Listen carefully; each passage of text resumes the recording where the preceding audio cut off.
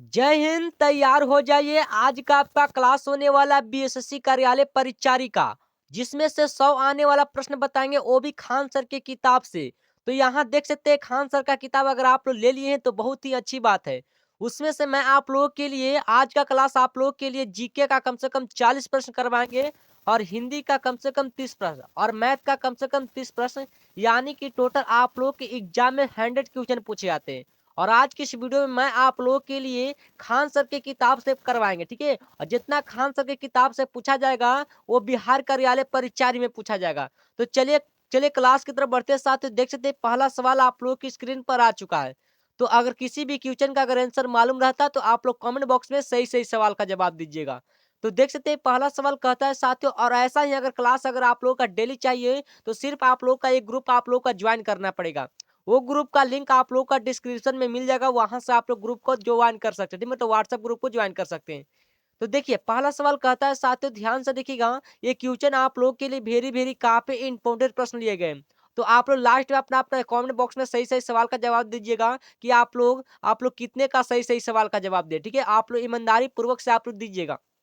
तो देख सकते हैं साथियों पहला सवाल कहता है, ध्यान से देखिएगा, कहता है क्वेश्चन कि भारत का पहला राष्ट्रीय उद्यान कौन सा है। तो ये बिल्कुल आप लोग के लिए काफी इंपॉर्टेंट प्रश्न है साथियों, तो आप लोग जल्दी जल्दी आप लोग बताइएगा। तो इसका बिल्कुल right answer option number B होगा साथियों, जिम कार्बेट ने, मतलब जिम कार्बेट होता है हमारा, क्या होता है साथियों, वो हमारा भारत का पहला राष्ट्रीय उद्यान होता है। और पूछेगा साथियों कि हमारा पूछेगा जिम कार्बेट हम कहाँ, मतलब जिम कार्बेट होता है हमारा कहाँ में होता है। तो याद रखिएगा हमारा कहाँ में होता है साथियों, तो उत्तराखंड में, ठीक है। कहाँ में होता है, तो उत्तराखंड में होता है साथियों, ठीक है। ये बिल्कुल आप लोग के लिए काफी इंपॉर्टेंट प्रश्न लिए गए हैं। और पूछ सकता है साथियों कि ये कौन सा जिला में होता है, तो ये भी आप लोग याद कर लिएगा, ये नैनीताल जिला में। कौन सा जिला में होता है साथियों, तो नैनीताल जिला में होता है। ये बिल्कुल आप लोग के लिए काफी इंपॉर्टेंट प्रश्न है।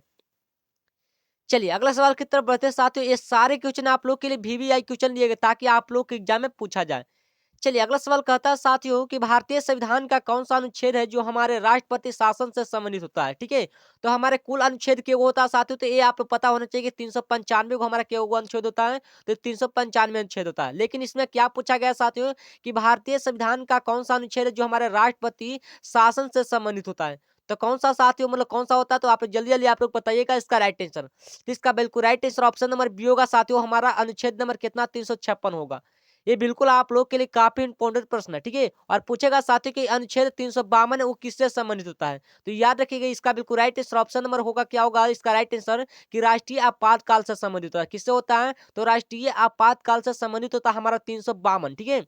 यह अनुच्छेद 352 है हमारा किससे संबंधित होता है, तो राष्ट्रीय आपातकाल से। और पूछेगा साथियों कि 360 हमारा है, अनुच्छेद 360 है, वह किससे संबंधित होता है। तो याद रखिएगा ये वित्तीय आपातकाल से, किससे हो जाएगा, तो वित्तीय आपातकाल से हो जाएगा। ये आप लोग याद कर लीजिएगा।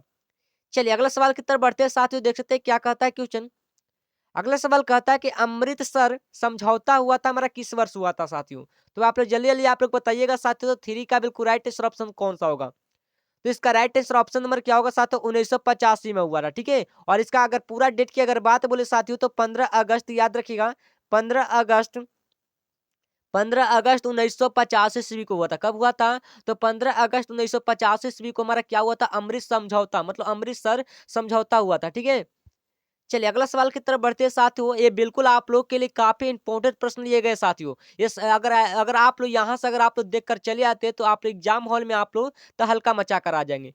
चलिए अगला सवाल कहता है साथियों कि भारत में योजना आयोग का गठन किया गया था, हमारा किस वर्ष किया गया था साथियों। तो आप लोग जल्दी जल्दी आप लोग बताइएगा कि किस वर्ष किया गया था। तो ये बिल्कुल आप लोग के लिए ये क्वेश्चन आप लोग के लिए फायदेमंद है, ठीक है। तो इसका राइट आंसर हमारा हो जाएगा 15 मार्च का पूरा डेट की अगर बात बोले, तो 15 मार्च 1950 ईस्वी को कब हुआ था, तो 15 मार्च 1950 ईस्वी को हुआ था। ये भी आप लोग के ऑप्शन में दे सकता है, ठीक है। तो इसको आप लोग ध्यान से याद कर लीजिएगा, काहे कि पूरा डेट की अगर बात बोले कि 15 मार्च 1950 ईस्वी को हमारा क्या हुआ था, तो योजना आयोग का गठन हुआ था, ठीक है। और आप लोग ईमानदारी तरीके से आप लोग कमेंट बॉक्स में सही सही सवाल का जवाब दीजिएगा। अगला सवाल कहता है साथियों कि भारतीय रिजर्व बैंक का राष्ट्रीयकरण हुआ था साथियों, हमारा कब हुआ था। तो इसका बिल्कुल राइट आंसर ऑप्शन नंबर क्या होगा साथियों, तो इसका राइट आंसर ऑप्शन नंबर 1949 में। कब हुआ था, 1949 ईस्वी में हुआ था। इसका पूरा डेट की अगर बात बोले, तो 1 जनवरी, ठीक है, 1 जनवरी, 1 जनवरी 1949 ईस्वी में हमारा क्या हुआ था साथियों, हमारा रिजर्व बैंक का राष्ट्रीयकरण हुआ था। ये बिल्कुल आप लोग के लिए करेक्ट आंसर होगा साथियों। चलिए अगला सवाल की तरफ बढ़ते हैं, ध्यान से देखिएगा। अगला सवाल कहता है कि नीति आयोग का अध्यक्ष कौन है? तो नीति आयोग का अध्यक्ष कौन होता है साथियों? तो 6 का बिल्कुल right answer option number C होगा साथियों। और प्रधानमंत्री कौन होता है? तो प्रधानमंत्री होता है, ये बिल्कुल right answer option number C होगा, ये बिल्कुल करेक्ट आंसर होगा। चलिए अगला सवाल की तरफ बढ़ते हैं। 7 नंबर क्वेश्चन कहता है साथियों कि भारत में पहली जनगणना कब हुई थी? तो जल्दी-जल्दी आप लोग बताइएगा साथियों कि भारत में पहली जनगणना हुई थी, कब हुई थी? तो याद रखिएगा इसका बिल्कुल right answer option number B होगा साथियों 1871 में। कब हुआ था? 1871 में हुआ था साथियों। चलिए अगला सवाल की तरफ बढ़ते हैं। चलिए अगला सवाल देख सकते हैं साथियों, कहता है क्वेश्चन कि भारत छोड़ो आंदोलन का नारा किसने दिया था साथियों? तो 8 का बिल्कुल right answer option number A हो जाएगा साथियों, महात्मा गांधी ने। और पूछेगा साथियों कि महात्मा गांधी जी का जन्म हुआ था हमारा, कब हुआ था साथियों? ठीक है, तो 2 अक्टूबर, याद रखिएगा 2 अक्टूबर 1869 ईस्वी में। ठीक है, 2 अक्टूबर 1869 ईस्वी में हमारा महात्मा गांधी का जन्म हुआ था। और पूछेगा साथियों कि इसका मृत्यु कब हुआ था साथियों? तो याद रखिएगा 1948 में। ठीक है, कब हुआ था? 1948 में, मतलब 30 जनवरी 1948 में हमारा क्या हुआ था? वो महात्मा गांधी जी का मृत्यु हो गया था। ठीक है, चलिए अगला सवाल की तरफ बढ़ते हैं साथियों। अगला सवाल कहता है कि संविधान सभा के अस्थायी अध्यक्ष कौन है? जो हमारा संविधान सभा के अस्थायी की अगर बात बोले तो हमारा कौन सा होगा साथियों? तो याद रखिएगा 9 का बिल्कुल right answer option number C होगा साथियों। सच्चिदानंद सिन्हा हमारे क्या थे? वो हमारे अस्थायी अध्यक्ष थे। ठीक है, और पूछेगा कि संविधान सभा का पहली बैठक कब हुआ था साथियों? तो याद रखिएगा 9 दिसंबर। ये भी क्वेश्चन आप लोग के एग्जाम में पूछा जाता है। ठीक है, तो 9 दिसंबर 1949 ईस्वी को हमारा क्या हुआ था साथियों? और हमारे संविधान सभा का क्या मतलब काची हुआ था? बैठक हुआ था। ठीक है, पहली बैठक कब हुआ था? तो 9 दिसंबर 1949 ईस्वी को। और पूछ सकता है साथियों आप लोग से एक प्रश्न और बनता है। ठीक है, कि मतलब अस्थाई पूछेगा कि अस्थाई अध्यक्ष कौन थे साथियों? कि संविधान सभा के अस्थाई अध्यक्ष की अगर बात बोले तो याद रखिएगा डॉक्टर राजेंद्र प्रसाद। कौन होगा? तो डॉक्टर राजेंद्र प्रसाद होगा। ठीक है, और पूछेगा अस्थाई की अगर बात बोले तो कौन सा होगा? सच्चिदानंद सिन्हा होगा। ठीक है, तो आप लोग कंप्लीट तरीके से आप लोग याद कर लीजिएगा साथियों, ताकि आप लोग को एग्जाम में पूछा जाए। अगला सवाल देख सकते हैं साथियों, कहता है क्वेश्चन की लोकसभा का अधिकतम कार्यकाल होता है वो कितने वर्ष का होता है? तो आप लोग जल्दी जल्दी आप लोग बताइएगा साथियों कितने वर्ष का होता है? तो इसका बिल्कुल right answer option number B होगा साथियों, वो 5 वर्ष का होता है। जो हमारे लोकसभा का अधिकतम कार्यकाल होता है वो हमारे 5 वर्ष का होता है साथियों। ये बिल्कुल आप लोगों के लिए राइट आंसर होगा। ठीक है, बी होगा करेक्ट आंसर होगा। चलिए अगला सवाल की तरफ बढ़ते हैं। अगला सवाल कहता है साथियों कि भारत में सबसे बड़ा खनिज तेल क्षेत्र होता है हमारा, कौन सा होता है? तो 11 का correct answer option number A होगा साथियों, हमारा क्या होता है? मुंबई हाई होता है। क्या होता है साथियों? तो मुंबई हाई होता है। ये बिल्कुल राइट आंसर आप लोगों के लिए होगा। ठीक है, चलिए अगला सवाल की तरफ बढ़ते हैं। अगला सवाल आप लोग देख सकते हैं साथियों, इसका राइट आंसर आप लोग को खुद बताना है। कहता है कि हरित क्रांति का जनक किसे कहा जाता है? तो इसका राइट आंसर आप लोग को खुद बताना है साथियों। ऐसा प्रश्न मैं आप लोग को बार बार क्वेश्चन बता भी दिए, ठीक है, करवा भी दिए। इसका बिल्कुल राइट आंसर आप लोग खुद बताएंगे। अगला सवाल कहता है साथियों कि नीली क्रांति किससे संबंधित होता है? जिस तरीके से मैं आप लोग को बता रहे हैं, ठीक है, उसी तरीके से आप लोग को दिमाग में बैठाते चलना है साथियों। ठीक है, तो 13 का बिल्कुल राइट आंसर ऑप्शन नंबर कौन सा होगा साथियों? तो नीली क्रांति की अगर बात बोले तो कौन सा होता है? तो मत्स्य उत्पादन से। किससे होता है? तो मत्स्य उत्पादन से होता है। ठीक है, मत्स्य उत्पादन को क्या बोलते हैं साथियों? तो मछली उत्पादन। क्या बोलते हैं? तो मछली उत्पादन बोलते हैं साथियों। ये आप लोग याद कर लीजिएगा। और पूछ सकता है साथियों की सब मतलब श्वेत क्रांति पूछेगा कि श्वेत क्रांति किससे संबंधित होता है साथियों? तो याद रखेगा हमारे दूध उत्पादन। किससे होता है? दूध उत्पादन से होता है। ये आप लोग याद कर लीजिएगा। और पूछेगा साथियों कि पूछेगा एक प्रश्न और बनता है कि पीली क्रांति की अगर बात बोले कि पीली क्रांति किससे संबंधित होता है? तो याद रखिएगा इसका राइट आंसर ऑप्शन नंबर होगा क्या होगा? तो तिलहन उत्पादन से। किससे हो जाएगा? तो तिलहन उत्पादन से होगा। जितना प्रश्न करवा रहे एक्स्ट्रा में उसको भी आप लोगों को रटते जाना है। अगला सवाल की तरफ बढ़ते हैं साथियों। अगला सवाल देख सकते हैं, कहता है क्वेश्चन कि भारतीय संविधान में कुल कितनी अनुसूचियां होता है? अनुसूचिया की बात बोले साथियों तो हमारा के गो अनुसूचित होता है, मतलब 12 गो होता है। ठीक है, 12 गो हमारा क्या होता है साथियों? हमारा अनुसूचियां होता है, याद रखिएगा। चलिए अगला सवाल की तरफ बढ़ते हैं। अगला सवाल कहता है साथियों योजना आयोग को किस वर्ष समाप्त किया गया था?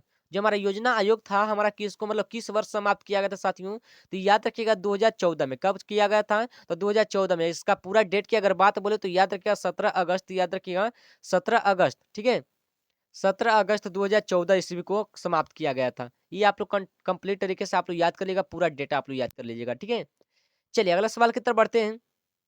अगला सवाल देख सकते हैं साथियों, कहता है क्वेश्चन कि भारत का सबसे बड़ा राज्य क्षेत्रफल की दृष्टि से कौन सा होता है?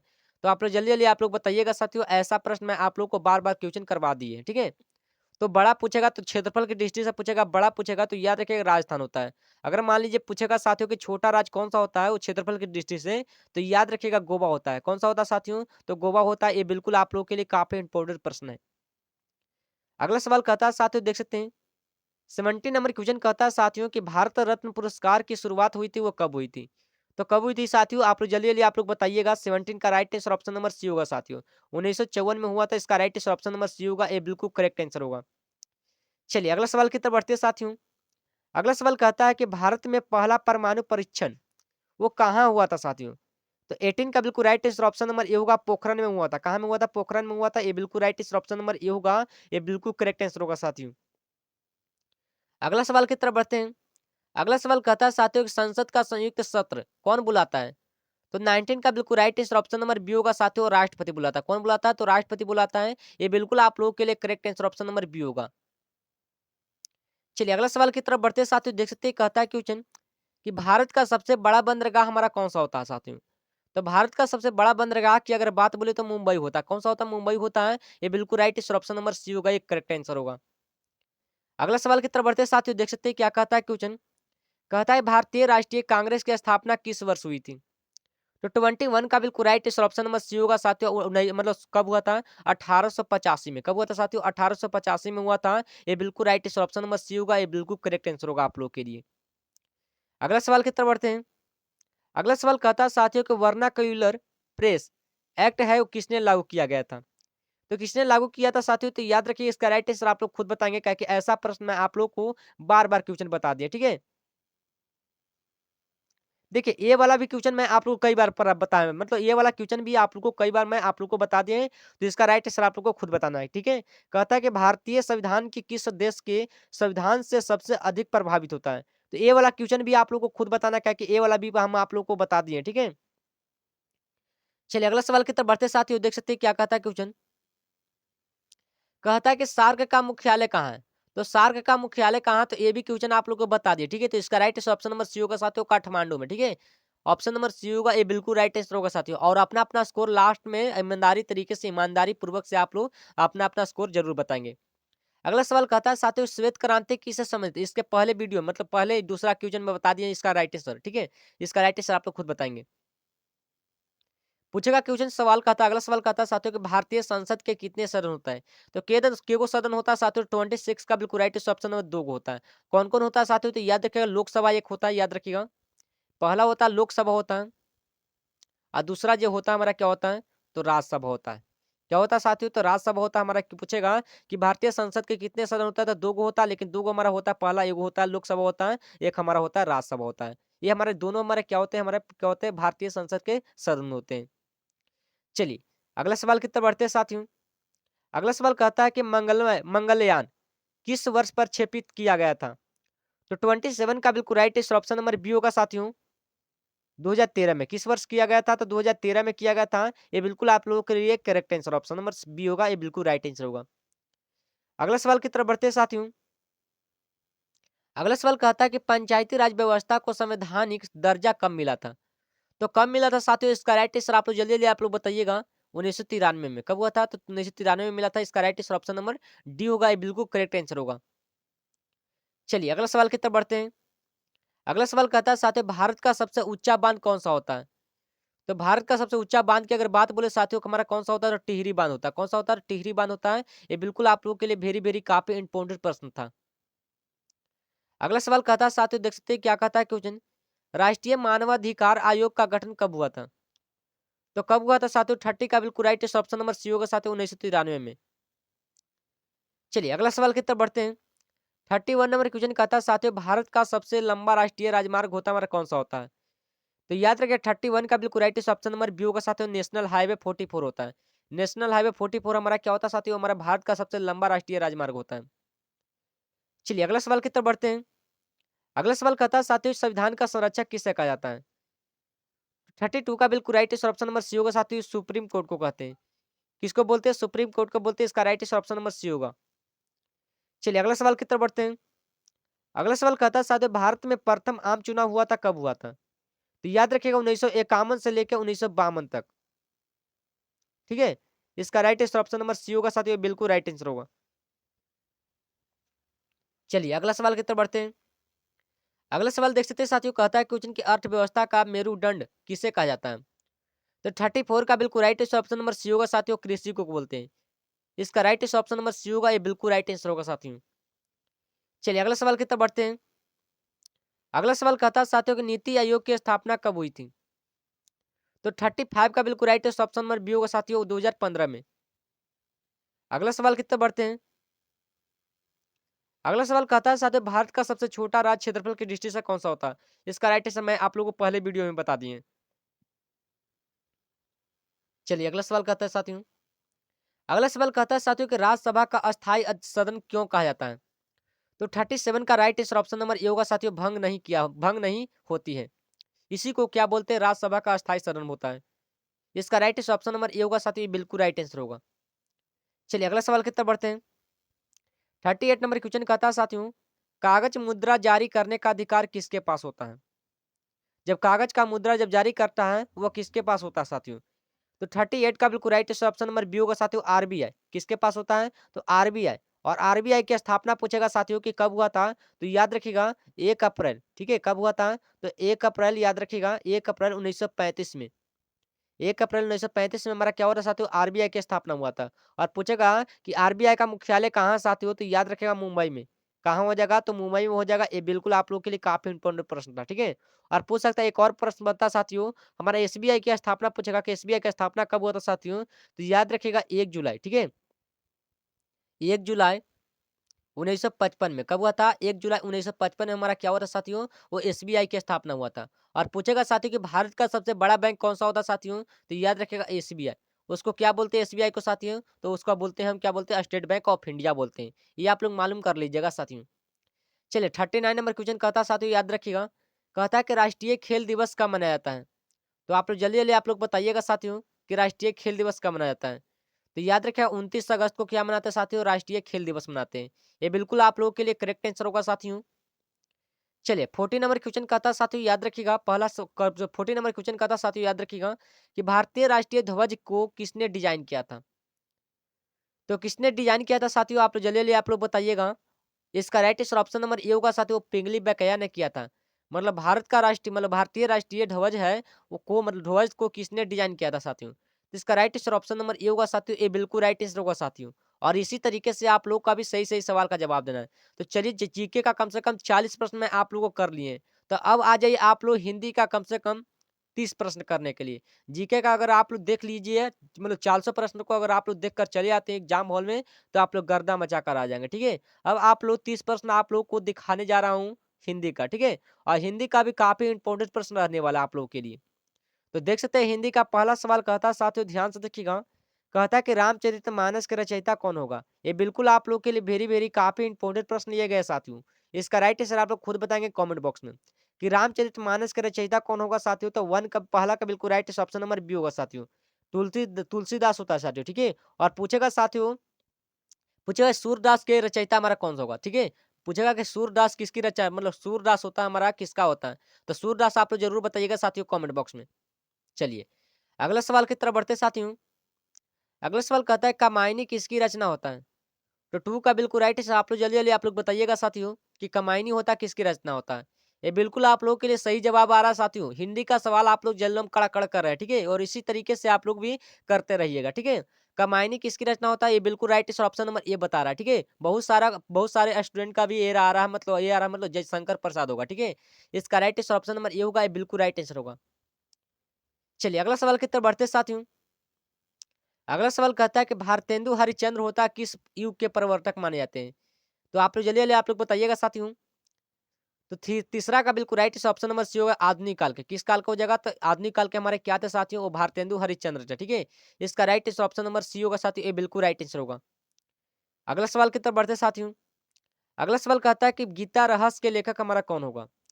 तो फोर का बिल्कुल राइट ऑप्शन नंबर बी होगा साथियों, तिलक होता है। इसका राइट ऑप्शन नंबर बी होगा, ये बिल्कुल राइट आंसर होगा साथियों। अगला सवाल की तरफ बढ़ते हैं। अगला सवाल कहता है साथियों कि मैथिली शरण गुप्त होता है वो किस विद्या का कवि होता है? तो 5 का बिल्कुल राइट ऑप्शन नंबर सी होगा साथियों, राष्ट्रवादी का। ये बिल्कुल आप लोगों के लिए काफी इंपॉर्टेंट प्रश्न लिए गए साथियों। तो आप लोग यहाँ से अगर आप लोग देख कर चले आते एग्जाम हॉल में, तो आप लोग तहलका मचा कर आ जाएंगे। और आप लोगों का एग्जाम अप्रैल में होने वाला है। ठीक है, आप लोगों का एग्जाम अप्रैल में होने वाला, वो भी ऑफलाइन होने वाला है। जो बिहार कार्यालय परिचारी का, जो अगर आप लोग मैट्रिक लेवल है, तो उसका आप लोगों का एग्जाम ऑफलाइन होता है। जो आप लोग बीएसएससी इंटर लेवल है उसका एग्जाम आप लोगों का ऑनलाइन होता है। ये आप लोग कंप्लीट कर तरीके से याद कर लीजिएगा, ठीक है। अगर आप लोग बीएसएससी इंटर लेवल में हैं तो उसका एग्जाम होगा, ऑनलाइन होगा, ठीक है। और लेकिन उसका अभी डेट नहीं निकला है, उसका अभी फॉर्म भरा रहा है, ठीक है। उसका लास्ट डेट 31 तारीख तक है, ठीक है। कितना तारीख तक है? 31 तारीख तक है फॉर्म भराने के लिए, ठीक है। लेकिन बिहार कार्यालय परिचारी का डेट निकल गया है, मतलब इसका मतलब निकल गया, ठीक है। इसका एग्जाम आप लोगों का एग्जाम अप्रैल में होगा, ठीक है। ये आप लोग कंप्लीट तरीके से याद कर लीजिएगा। चलिए अगला सवाल कहता है साथियों कि कुरुक्षेत्र होता महाकाव्य होता किसने लिखा था? तो 6 का बिल्कुल राइट आंसर ऑप्शन नंबर जल्दी जल्दी आप लोग बताइएगा साथियों। ऑप्शन नंबर बी होगा साथियों। कौन सा होगा? दिनकर होता है जो हमारा क्या होता है कुरुक्षेत्र का महाकाव्य होता है। इसका right answer option number B होगा साथियों, बिल्कुल करेक्ट आंसर होगा। चलिए अगला सवाल की तरफ बढ़ते हैं। अगला सवाल कहता है साथियों कि कहता है कि अंधा युग किस विद्या की रचना होता है? तो 7 का correct answer option number B होगा साथियों, नाटक का होता है। इसका right answer option number B होगा, ये बिल्कुल राइट आंसर होगा साथियों। चलिए अगला सवाल की तरफ बढ़ते हैं। अगला सवाल कहता है कि नीरजा किस कवित्री का रचना होता है? तो 8 का बिल्कुल right answer option number B होगा साथियों, महादेवी वर्मा का हो जाएगा। इसका right answer option number B होगा साथियों, ये बिल्कुल करेक्ट आंसर होगा। अगला सवाल की तरफ बढ़ते हैं। 9 नंबर क्वेश्चन कहता है साथियों कि रस के कितने प्रकार माने गए थे? तो 9 का बिल्कुल right answer option number B होगा साथियों, 9 गो। के गो होता है? 9 गो होता है साथियों, ये बिल्कुल करेक्ट आंसर होगा। 9वां क्वेश्चन 9 गो होगा, ठीक है। ये आप लोग ध्यान से रखिएगा। अगला सवाल कहता है साथियों कि वीर रस का अस्थायी भाव क्या होता है? तो 10 का बिल्कुल right answer option number A होगा साथियों, उत्साह होता है। क्या होता है? उत्साह होता है। ये बिल्कुल right answer option number A होगा, ये बिल्कुल करेक्ट आंसर होगा साथियों। चलिए अगला सवाल की तरफ बढ़ते हैं साथियों। कहता है कि उचित कि मैला आंचल होता है किसका उपन्यास होता है? तो 11 का बिल्कुल राइट आंसर ऑप्शन नंबर क्या होगा साथियों? आप लोग जल्दी जल्दी आप लोग बताइएगा। ऑप्शन नंबर बी होगा फणीश्वर नाथ रेणु हमारा क्या होता है साथियों? हमारे मैला आंचल होता है, उसका क्या होता है? उपन्यास होता है। इसका correct answer option number B होगा साथियों। और इसी तरीके से आप लोग के एग्जाम में पूछा जाएगा। अगला सवाल कहता है साथियों गोदान उपन्यास का नायक कौन होता है? तो 12 का बिल्कुल right answer option number A होगा साथियों, हमारा होरी होता है। क्या होता है? होरी होता है। ये बिल्कुल right answer option number A होगा। चलिए अगला सवाल की तरफ बढ़ते हैं साथियों। कहता है क्वेश्चन की कबीर किस भाषा के कवि थे? तो 13 का बिल्कुल right answer option number D होगा साथियों, सधु ककड़ी। इसका right answer option number D होगा, बिल्कुल राइट आंसर होगा साथियों। अगला सवाल की तरफ बढ़ते हैं। अगला सवाल कहता है साथियों छायावाद के 4 प्रमुख स्तंभों में कौन शामिल नहीं है? तो 14 का बिल्कुल right answer option number D होगा साथियों, दिनकर जी। अगर आप लोग का डेली अगर चाहिए तो एक ग्रुप आप लोग का ज्वाइन करना पड़ेगा। वो ग्रुप आप लोग का डिस्क्रिप्शन में लिंक मिल जाएगा, वहां से आप लोग ग्रुप को ज्वाइन कर सकते हैं। अगर आप लोग नहीं कर पा रहे हैं तो यहाँ इस नंबर पर आप लोग मैसेज कीजिएगा साथियों, 8809001754, ठीक है। इस नंबर पर आप लोग मैसेज कीजिएगा साथियों, मैं आप लोग को ग्रुप ज्वाइन करवा दूंगा। चलिए अगला सवाल की तरफ बढ़ते हैं। 15 नंबर क्वेश्चन देख सकते हैं साथियों, भारत की खोज किसकी रचना होती है? तो 15 का बिल्कुल राइट ऑप्शन नंबर क्या होगा साथियों? ऑप्शन नंबर बी होगा साथियों, नेहरू जी ने। अगला सवाल की तरफ बढ़ते हैं। अगला सवाल कहता है साथियों कि निबंध सम्राट होता किसे कहा जाता है? तो 16 का बिल्कुल राइट ऑप्शन नंबर बी होगा साथियों, आचार्य रामचंद्र शुक्ल ने। इसका बिल्कुल राइट ऑप्शन नंबर बी होगा साथियों, बिल्कुल करेक्ट आंसर होगा। अगला सवाल की तरफ बढ़ते हैं। अगला सवाल कहता है साथियों सरस्वती पत्रिका के संपादक कौन थे? तो 17 का बिल्कुल राइट ऑप्शन नंबर सी होगा साथियों, महादेव महावीर प्रसाद द्विवेदी। इसका राइट ऑप्शन नंबर सी होगा साथियों, बिल्कुल राइट आंसर होगा। अगला सवाल की तरफ बढ़ते हैं साथियों। कहता है कि उसे गीतांजलि के लेखक कौन होता है? तो 18 का बिल्कुल राइट ऑप्शन नंबर ए होगा साथियों, रविन्द्रनाथ टैगोर होता है। ये बिल्कुल आप लोगों के लिए करेक्ट आंसर होगा, ऑप्शन नंबर ए होगा। अगला सवाल की तरफ बढ़ते हैं। अगला सवाल कहता है साथियों काका कलेक्टर कलेक्टर कालेकर, ठीक है, पुरस्कार है वो किस क्षेत्र से जुड़ा हुआ है? तो 19 का बिल्कुल राइट ऑप्शन नंबर डी होगा साथियों, समाज सेवा से। अगला सवाल की तरफ बढ़ते हैं। कहता है कि लौह पुरुष की जीवनी किसने लिखी थी? तो 20 का बिल्कुल राइट ऑप्शन नंबर बी होगा साथियों, पटेल ने लिखा था। अगला सवाल की तरफ बढ़ते हैं। 21 नंबर क्वेश्चन कहता है साथियों कि पंचवटी किसकी रचना होता है? तो 21 का बिल्कुल राइट ऑप्शन नंबर सी होगा साथियों, मैथिली शरण गुप्त का। अगला सवाल की तरफ बढ़ते हैं। अगला सवाल कहता है साथियों कि नागा अर्जुन का वास्तविक नाम क्या था? तो 22 का बिल्कुल राइट ऑप्शन नंबर सी होगा साथियों, वो वैद्यनाथ मिश्र होगा। ठीक है, चलिए अगला सवाल की तरफ बढ़ते हैं। 23 नंबर क्वेश्चन कहता है साथियों कि साकेत किस भाषा में लिखा गया है? तो आप लोग जल्दी जल्दी आप लोग बताइएगा साथियों। खड़ी बोली मतलब खड़ी बोली में स्टिल लिखा गया है। ठीक है, साकेत हमारा होता है वो किस भाषा में लिखा गया है? तो खड़ी बोली में। अगला सवाल की तरफ बढ़ते हैं। अगला सवाल कहता है साथियों दो बैलों की कथा होता है, किसकी कहानी होता है? तो 24 का बिल्कुल राइट इस ऑप्शन नंबर बी होगा साथियों, प्रेमचंद का होता है। ठीक है, चलिए अगला सवाल की तरफ बढ़ते हैं साथियों। अगला सवाल कहता है कि नवगीत आंदोलन में कौन जुड़े थे? तो 25 का बिल्कुल राइट इस ऑप्शन नंबर सी होगा साथियों, भवानी प्रसाद मिश्र थे। इसका राइट इस ऑप्शन नंबर सी होगा, ये बिल्कुल राइट आंसर होगा साथियों। चलिए अगला सवाल की तरफ बढ़ते हैं। 26 नंबर क्वेश्चन कहता है साथियों कि रीति काल का मुख्य विषय क्या है? तो 26 का बिल्कुल right answer option number C होगा साथियों, श्रृंगार रस होता है। ये बिल्कुल आप लोगों के लिए काफी इंपॉर्टेंट प्रश्न लिए गए साथियों, ये सारे प्रश्न आप लोग के लिए वीवीआई क्वेश्चन माने गए हैं। ठीक है, अगला सवाल कहता है साथियों कि अज्ञे किस विद्या के लेखक नहीं थे? तो 27 का बिल्कुल राइट ऑप्शन नंबर सी होगा साथियों, नाटककार के। चलिए अगला सवाल की तरफ बढ़ते हैं। 28 नंबर क्वेश्चन कहता है साथियों कि झांसी की रानी कविता है वो किसने लिखी थी? तो 28 का बिल्कुल राइट ऑप्शन नंबर बी होगा साथियों, सुभद्रा कुमारी चौहान जी ने लिखा था झांसी की रानी। इसका बिल्कुल राइट ऑप्शन नंबर बी होगा साथियों, बिल्कुल राइट आंसर होगा। अगला सवाल की तरफ बढ़ते हैं। अगला सवाल देख सकते हैं साथियों, कहता है क्वेश्चन लोकगीत होता है वो किस परंपरा से जुड़े होते हैं? तो 29 का बिल्कुल राइट ऑप्शन नंबर सी होगा साथियों, ग्रामीण से। इसका बिल्कुल राइट ऑप्शन नंबर सी होगा साथियों, बिल्कुल राइट आंसर होगा साथियों। चलिए जी, चलिए हिंदी का लास्ट नंबर क्वेश्चन आप लोग खुद बताएंगे साथियों, और नेक्स्ट वीडियो में आप लोग का मैथ का क्वेश्चन किया जाएगा।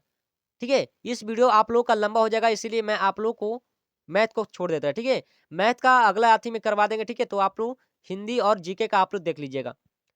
कहता है क्वेश्चन कविता का प्रयोजन निबंध होता है किसने लिख किसका था? तो इसका राइट आंसर आप लोग खुद बताएंगे साथियों, इसका कौन था?